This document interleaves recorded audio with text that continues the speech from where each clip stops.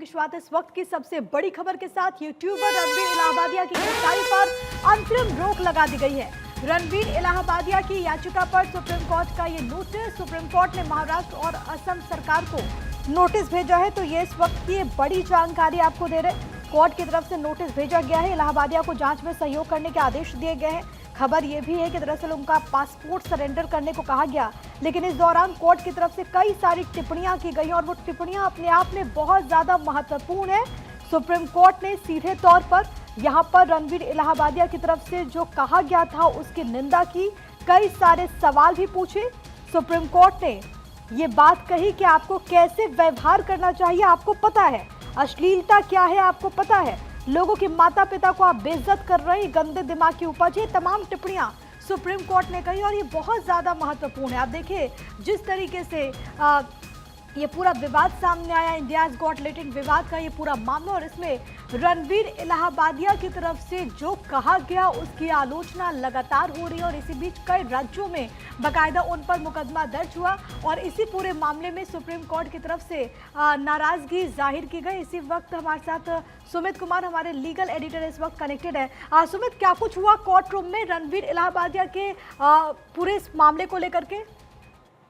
जी बिल्कुल, देखिए प्रिया, supreme court ने रणवीर इलाहाबादिया को तो अभी फिलहाल गिरफ्तारी से तो राहत दे दी है, लेकिन जिस तरह से सुप्रीम कोर्ट ने उसकी टिप्पणी को लेकर जो रणवीर इलाहाबादिया को कड़ी फटकार लगाई है वो अपने आप में बेहद अहम है। कोर्ट ने कहा है कि रणवीर के दिमाग में जो गंदगी है वही इस शो के जरिए बाहर आई है। उसने अपनी टिप्पणी के जरिए उसे अपना शर्मिंदा होना चाहिए और जिस तरह से टिप्पणी रणवीर ने की है, माता पिता भी जरूर शर्मिंदा महसूस करेंगे, बेटियां और बहन शर्मिंदा महसूस करेंगी, पूरा समाज भी शर्मिंदा महसूस करेगा।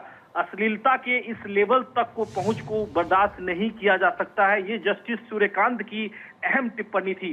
हालांकि सुप्रीम कोर्ट ने रणवीर इलाहाबादिया की जो दो मांगे थी उस पर नोटिस जारी किया है, असम और महाराष्ट्र सरकार को नोटिस जारी किया है और गिरफ्तारी से अंतरिम संरक्षण सुप्रीम कोर्ट ने दिया है। जो एफआईआर को क्लब करने की जो मांग थी उस पर भी सुप्रीम कोर्ट ने राहत दिया है प्रिया। लेकिन एक खास बात है कि सुप्रीम कोर्ट ने इस तरह के शो करने पर रणवीर इलाहाबादिया को प्रतिबंधित कर दिया है। कोर्ट ने कहा है कि इस तरह का जो शो है वो अगले आदेश तक रणवीर इलाहाबादिया नहीं करेंगे। ये सुप्रीम कोर्ट ने अपने आदेश में साफ तौर पर कहा है। इसके अलावा कोर्ट ने ये भी कहा है कि इस पूरे मामले में वो जांच में सहयोग करेंगे, बिना कोर्ट की परमिशन के विदेश नहीं जा सकेंगे, उन्हें अपना पासपोर्ट सरेंडर करना होगा। थाने पुलिस में ये पासपोर्ट सरेंडर करने का सुप्रीम कोर्ट ने आदेश जारी किया है। तो निश्चित तौर पर गिरफ्तारी से संरक्षण तो मिली है, लेकिन एक बड़ी नसीहत, एक बड़ी टिप्पणी और बड़ी फटकार सुप्रीम कोर्ट ने जरूर लगाई है। मुझे लगता है सुमित, इससे भी अव्वल की एक नजीर पेश करने की कोशिश भी की गई है। भले ही यहाँ पर गिरफ्तारी से अंतरिम रोक लगी, लेकिन सुप्रीम कोर्ट ने क्लियर कट कह दिया है कि अभिव्यक्ति की आजादी के नाम पर कुछ भी बोलने का लाइसेंस नहीं मिल जाता आप लोगों को। बिल्कुल, यही वजह है कि सुप्रीम कोर्ट ने साफ तौर पर कहा है कि रणवीर इलाहाबादिया जो है इस तरह के जो शो हैं वो नहीं करेंगे।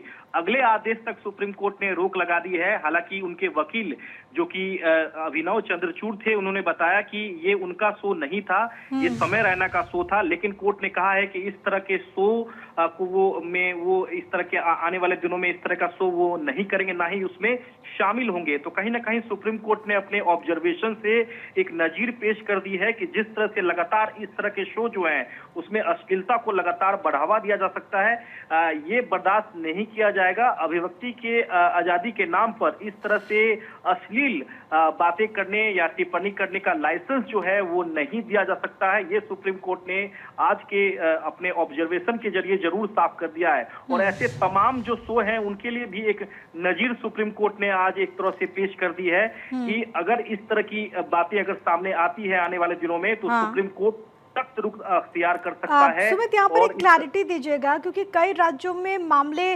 दर्ज करवाए गए थे और जिस तरीके से पूरा मामला सामने, जिस तरीके से वीडियोस भी काफी ज्यादा वायरल हो रहे थे, अब खबर ये है कि सुप्रीम कोर्ट ने कहा कि इस एपिसोड पर अब कोई और एफआईआर नहीं होगी।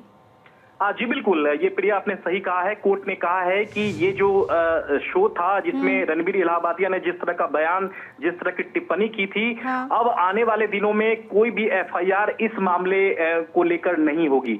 तो कोर्ट ने नई एफआईआर दर्ज करने में पूरे देश भर पर रोक लगा दी है। और साथ ही जो दो मांगे थी, पहली जो मांग थी वो एंटीसिपेटरी बेल की थी, उस पर भी सुप्रीम कोर्ट ने नोटिस जारी किया है।